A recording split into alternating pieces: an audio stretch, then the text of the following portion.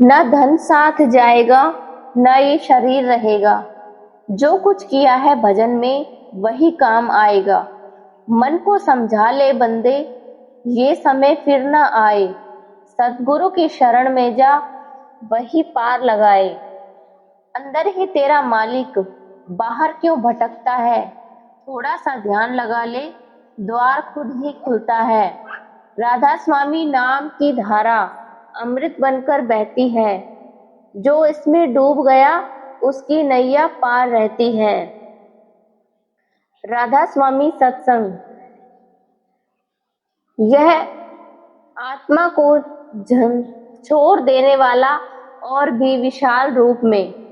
राधा स्वामी दयाल की असीम दया के बिना इस संसार के रहस्य को समझ पाना संभव नहीं है। यह संसार एक गहरी नींद के समान है जिसमें हर जीव सोया हुआ है। कोई धन के सपने देख रहा है, कोई रिश्तों के, कोई नाम और शोहरत के, परंतु जब जागरण होता है तब पता चलता है कि यह सब एक भ्रम था। आत्मा की विस्मृति यानी कि भूल जाने की अवस्था। जब आत्मा इस संसार में आती है तो वह अपने असली स्वरूप को भूल जाती है। वह खुद को शरीर मान बैठती है। मैं यह हूँ, यह मेरा है। यही अज्ञान की जड़ है। इसी अज्ञान के कारण मनुष्य दुखों में फंसता है। अगर हम गहराई से देखें तो हर दुख का कारण यही है कि हम अपने असली स्वरूप को नहीं जानते। मैं और मेरा का बंधन, मैं और मेरा, ये दो शब्द ही हमें संसार में बांध कर रखते हैं। मेरा घर, मेरा परिवार, मेरा पैसा, इसी में पूरा जीवन निकल जाता है। लेकिन जब अंत समय आता है तो हमें सब कुछ छोड़कर जाना पड़ता है। तब आत्मा को एहसास होता है कि जो कुछ उसने मेरा कहा था वह कभी उसका था ही नहीं। जीवन का असली उद्देश्य केवल जीना नहीं बल्कि जागना है।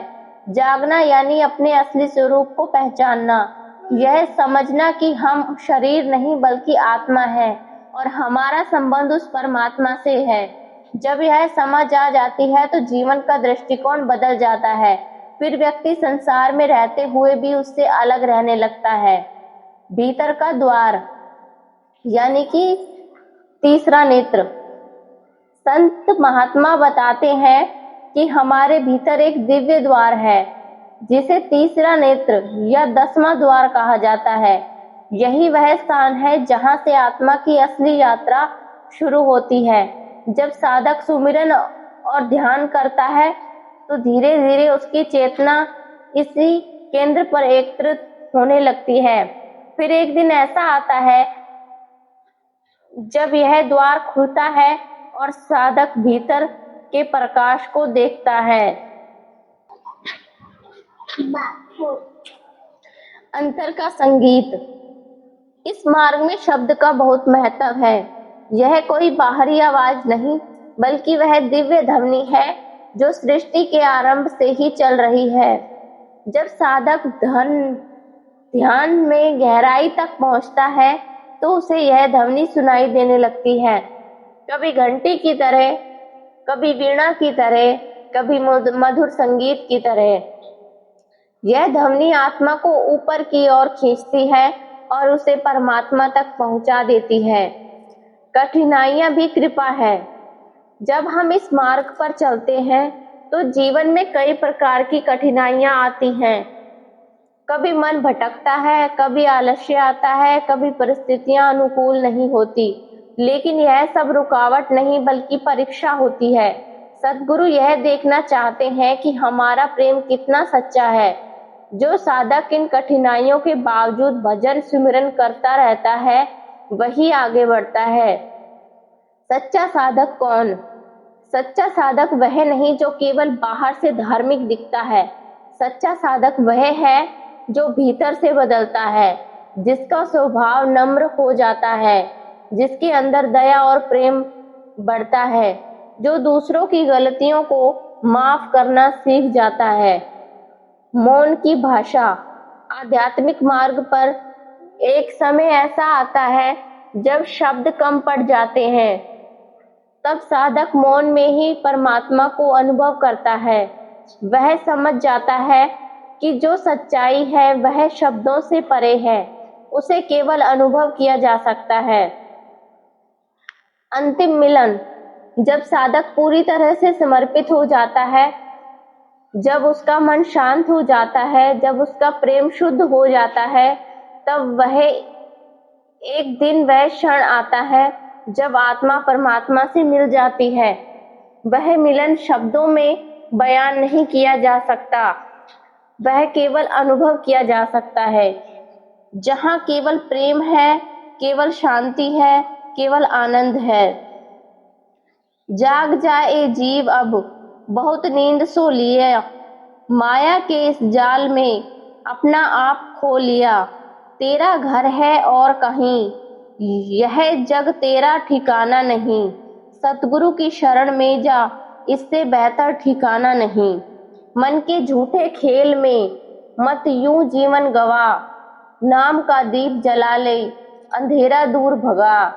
राधा स्वामी दयाल की जब मेहर बरस जाएगी, भटकी हुई यह आत्मा अपने घर पहुंच जाएगी। प्रारंभ। राधा स्वामी दयाल की दया और मेहर से हम सब आज यहाँ एकत्र हुए हैं। सबसे पहले हम उस परम पिता सतगुरु के चरणों में अपना सिर झुकाते हैं और धन्यवाद करते हैं कि उन्होंने हमें यह अनमोल मानव जीवन दिया और सत्संग सुनने का अवसर दिया। संत महात्मा कहते हैं, मनुष्य जन्म अमोलक है, इसे यूं ही मत गवाओ, नाम के रंग में रंग जाओ, अपना घर तुम पाओ। भाइयों और बहनों, यह जीवन बहुत ही कीमती है। हमें यह जीवन यूं ही नहीं मिला, बल्कि किसी बड़े उद्देश्य के लिए मिला है। हम सब इस संसार में आए हैं, लेकिन क्या हमने कभी सोचा है कि हम क्यों आए हैं? क्या केवल खाना पीना कमाना और एक दिन मर जाना यही जीवन है? नहीं, यह जीवन परमात्मा को पाने के लिए है। हमारी आत्मा उस परमात्मा का अंश है। जैसे एक चिंगारी आग से निकलती है, वैसे ही आत्मा परमात्मा से अलग होकर इस संसार में आई है। लेकिन इस संसार में आकर आत्मा अपने असली स्वरूप को भूल गई। वह शरीर को ही अपना मान बैठी, यही अज्ञान है। यह संसार माया का जाल है। माया हमें हर समय उलझा कर रखती है, कभी धन में, कभी रिश्तों में, तो कभी इच्छाओं में। मन बहुत चालाक है, यह हमें कभी शांति से बैठने नहीं देता। अगर हम ध्यान लगाने बैठते हैं तो मन इधर उधर भागता है, कभी पुरानी बातें याद दिलाता है, कभी भविष्य की चिंता में डाल देता है। मन ही हमारा सबसे बड़ा मित्र भी है और सबसे बड़ा शत्रु भी। अगर हम इसे काबू में कर ले तो यही हमें परमात्मा तक पहुंचा सकता है। इस अंधकारमय संसार में सद्गुरु ही वह प्रकाश है जो हमें सही मार्ग दिखाते हैं। बिना गुरु के यह मार्ग समझ पाना बहुत कठिन है। जैसे बिना मार्गदर्शक के कोई जंगल में भटक जाता है, वैसे ही बिना गुरु के आत्मा भी भटकती रहती है। सद्गुरु हमें नाम का दान देते हैं। यह नाम ही वह साधक है जो हमें भीतर की यात्रा पर ले जाता है। सद्गुरु हमें 3 चीजें सिखाते हैं, सुमिरन, ध्यान और भजन। जब हम रोज अभ्यास करते हैं तो धीरे धीरे मन शांत होने लगता है। पहले कठिन लगता है, लेकिन धीरे धीरे यह हमारी आदत बन जाती है। हमारे जीवन में जो कुछ भी होता है वह हमारे कर्मों का फल है। अगर हम अच्छे कर्म करते हैं तो हमें सुख मिलता है, अगर बुरे कर्म करते हैं तो दुख मिलता है। लेकिन सद्गुरु की शरण में आकर हम अपने कर्मों से ऊपर उठ सकते हैं। सेवा इस मार्ग का बहुत महत्वपूर्ण हिस्सा है। जब हम निस्वार्थ भाव से सेवा करते हैं तो हमारा अहंकार कम होता है। प्रेम के बिना भक्ति अधूरी है। हमें हर किसी से प्रेम करना चाहिए, बिना किसी भेदभाव के। विनम्रता सबसे बड़ा गुण है। जो झुकता है वही ऊंचा उठता है। समय बहुत तेजी से बीत रहा है। हर दिन हमें यह सोचना चाहिए कि हमने अपने जीवन का कितना समय भक्ति में लगाया और कितना समय व्यर्थ में गवा दिया। जो समय चला गया वह कभी वापस नहीं आएगा। अंत में यही कहना है, यह संसार एक सराय है, हमारा असली घर नहीं। हमें यहाँ कुछ समय के लिए रुकना है और फिर आगे बढ़ जाना है। इसलिए सतगुरु की शरण में जाओ, नाम का सुमिरन करो, सेवा करो, प्रेम से जीवन बिताओ। अंतिम भावपूर्ण वचन, ना धन साथ जाएगा ना ये शरीर रहेगा। जो किया है भजन में वही काम आएगा। मन को समझा ले बंदे, यह समय फिर ना आए। सतगुरु की शरण में जा, वही पार लगाए। अंदर ही तेरा मालिक, बाहर क्यों भटकता है। नाम का दीप जला ले, अंधेरा खुद मिटता है। राधा स्वामी दयाल की जब मेहर बरसेगी, भटकी हुई यह आत्मा अपने घर पहुंचेगी। राधा स्वामी जी। ना धन साथ जाएगा ना ये शरीर रहेगा। जो कुछ किया है भजन में वही काम आएगा। मन को समझा ले बंदे, ये समय फिर ना आए। सतगुरु की शरण में जा, वही पार लगाए। अंदर ही तेरा मालिक, बाहर क्यों भटकता है। थोड़ा सा ध्यान लगा ले, द्वार खुद ही खुलता है। राधा स्वामी नाम की धारा अमृत बनकर बहती है। जो इसमें डूब गया उसकी नैया पार रहती है। राधा स्वामी सत्संग।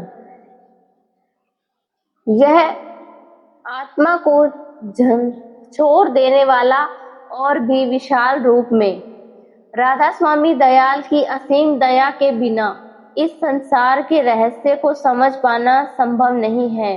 यह संसार एक गहरी नींद के समान है, जिसमें हर जीव सोया हुआ है। कोई धन के सपने देख रहा है, कोई रिश्तों के, कोई नाम और शोहरत के। परंतु जब जागरण होता है तब पता चलता है कि यह सब एक भ्रम था।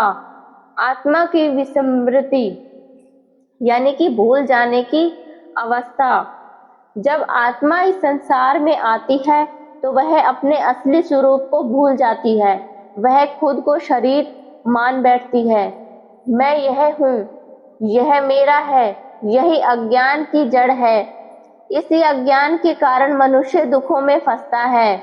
अगर हम गहराई से देखें तो हर दुख का कारण यही है कि हम अपने असली स्वरूप को नहीं जानते। मैं और मेरा का बंधन, मैं और मेरा, ये दो शब्द ही हमें संसार में बांध कर रखते हैं। मेरा घर, मेरा परिवार, मेरा पैसा, इसी में पूरा जीवन निकल जाता है। लेकिन जब अंत समय आता है तो हमें सब कुछ छोड़कर जाना पड़ता है। तब आत्मा को एहसास होता है कि जो कुछ उसने मेरा कहा था वह कभी उसका था ही नहीं। जीवन का असली उद्देश्य केवल जीना नहीं बल्कि जागना है। जागना यानी अपने असली स्वरूप को पहचानना। यह समझना कि हम शरीर नहीं बल्कि आत्मा है और हमारा संबंध उस परमात्मा से है। जब यह समझ आ जाती है तो जीवन का दृष्टिकोण बदल जाता है। फिर व्यक्ति संसार में रहते हुए भी उससे अलग रहने लगता है। भीतर का द्वार यानी कि तीसरा नेत्र। संत महात्मा बताते हैं कि हमारे भीतर एक दिव्य द्वार है, जिसे तीसरा नेत्र या 10वां द्वार कहा जाता है। यही वह स्थान है जहां से आत्मा की असली यात्रा शुरू होती है।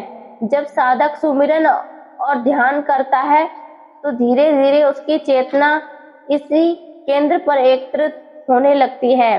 फिर एक दिन ऐसा आता है जब यह द्वार खुलता है और साधक भीतर के प्रकाश को देखता है। अंतर का संगीत। इस मार्ग में शब्द का बहुत महत्व है। यह कोई बाहरी आवाज नहीं बल्कि वह दिव्य ध्वनि है जो सृष्टि के आरंभ से ही चल रही है। जब साधक ध्यान में गहराई तक पहुंचता है तो उसे यह ध्वनि सुनाई देने लगती है, कभी घंटी की तरह, कभी वीणा की तरह, कभी मधुर संगीत की तरह। यह ध्वनि आत्मा को ऊपर की ओर खींचती है और उसे परमात्मा तक पहुंचा देती है। कठिनाइयां भी कृपा है। जब हम इस मार्ग पर चलते हैं तो जीवन में कई प्रकार की कठिनाइयां आती हैं। कभी मन भटकता है, कभी आलस्य आता है, कभी परिस्थितियां अनुकूल नहीं होती, लेकिन यह सब रुकावट नहीं बल्कि परीक्षा होती है। सद्गुरु यह देखना चाहते हैं कि हमारा प्रेम कितना सच्चा है। जो साधक इन कठिनाइयों के बावजूद भजन सुमिरन करता रहता है वही आगे बढ़ता है। सच्चा साधक कौन? सच्चा साधक वह नहीं जो केवल बाहर से धार्मिक दिखता है। सच्चा साधक वह है जो भीतर से बदलता है, जिसका स्वभाव नम्र हो जाता है, जिसके अंदर दया और प्रेम बढ़ता है, जो दूसरों की गलतियों को माफ करना सीख जाता है। मौन की भाषा।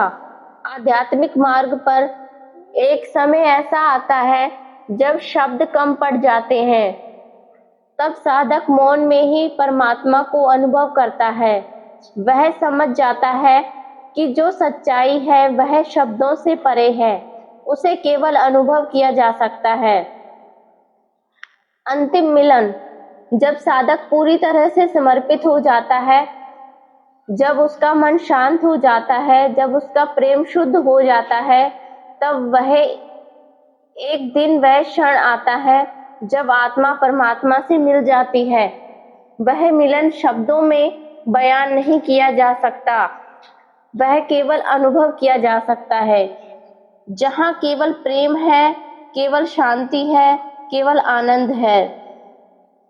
जाग जाए जीव अब, बहुत नींद सो लिया, माया के इस जाल में अपना आप खो लिया।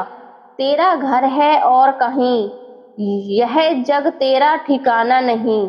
सतगुरु की शरण में जा, इससे बेहतर ठिकाना नहीं। मन के झूठे खेल में मत यूं जीवन गवा, नाम का दीप जला ले, अंधेरा दूर भगा। राधा स्वामी दयाल की जब मेहर बरस जाएगी, भटकी हुई यह आत्मा अपने घर पहुंच जाएगी। प्रारंभ। राधा स्वामी दयाल की दया और मेहर से हम सब आज यहाँ एकत्र हुए हैं। सबसे पहले हम उस परम पिता सतगुरु के चरणों में अपना सिर झुकाते हैं और धन्यवाद करते हैं कि उन्होंने हमें यह अनमोल मानव जीवन दिया और सत्संग सुनने का अवसर दिया। संत महात्मा कहते हैं, मनुष्य जन्म अमोलक है, इसे यूं ही मत गवाओ, नाम के रंग में रंग जाओ, अपना घर तुम पाओ। भाइयों और बहनों, यह जीवन बहुत ही कीमती है। हमें यह जीवन यूं ही नहीं मिला, बल्कि किसी बड़े उद्देश्य के लिए मिला है। हम सब इस संसार में आए हैं, लेकिन क्या हमने कभी सोचा है कि हम क्यों आए हैं? क्या केवल खाना पीना कमाना और एक दिन मर जाना यही जीवन है? नहीं, यह जीवन परमात्मा को पाने के लिए है। हमारी आत्मा उस परमात्मा का अंश है। जैसे एक चिंगारी आग से निकलती है, वैसे ही आत्मा परमात्मा से अलग होकर इस संसार में आई है। लेकिन इस संसार में आकर आत्मा अपने असली स्वरूप को भूल गई। वह शरीर को ही अपना मान बैठी, यही अज्ञान है। यह संसार माया का जाल है। माया हमें हर समय उलझा कर रखती है, कभी धन में, कभी रिश्तों में, तो कभी इच्छाओं में। मन बहुत चालाक है, यह हमें कभी शांति से बैठने नहीं देता। अगर हम ध्यान लगाने बैठते हैं तो मन इधर उधर भागता है, कभी पुरानी बातें याद दिलाता है, कभी भविष्य की चिंता में डाल देता है। मन ही हमारा सबसे बड़ा मित्र भी है और सबसे बड़ा शत्रु भी। अगर हम इसे काबू में कर ले तो यही हमें परमात्मा तक पहुंचा सकता है। इस अंधकारमय संसार में सद्गुरु ही वह प्रकाश है जो हमें सही मार्ग दिखाते हैं। बिना गुरु के यह मार्ग समझ पाना बहुत कठिन है। जैसे बिना मार्गदर्शक के कोई जंगल में भटक जाता है, वैसे ही बिना गुरु के आत्मा भी भटकती रहती है। सद्गुरु हमें नाम का दान देते हैं। यह नाम ही वह साधक है जो हमें भीतर की यात्रा पर ले जाता है। सद्गुरु हमें 3 चीजें सिखाते हैं: सुमिरन, ध्यान और भजन। जब हम रोज अभ्यास करते हैं तो धीरे धीरे मन शांत होने लगता है। पहले कठिन लगता है, लेकिन धीरे धीरे यह हमारी आदत बन जाती है। हमारे जीवन में जो कुछ भी होता है वह हमारे कर्मों का फल है। अगर हम अच्छे कर्म करते हैं तो हमें सुख मिलता है, अगर बुरे कर्म करते हैं तो दुख मिलता है।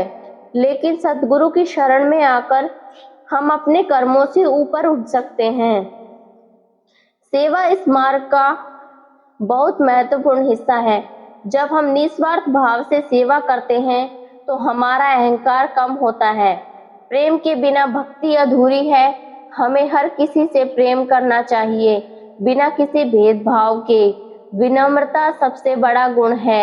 जो झुकता है वही ऊंचा उठता है। समय बहुत तेजी से बीत रहा है।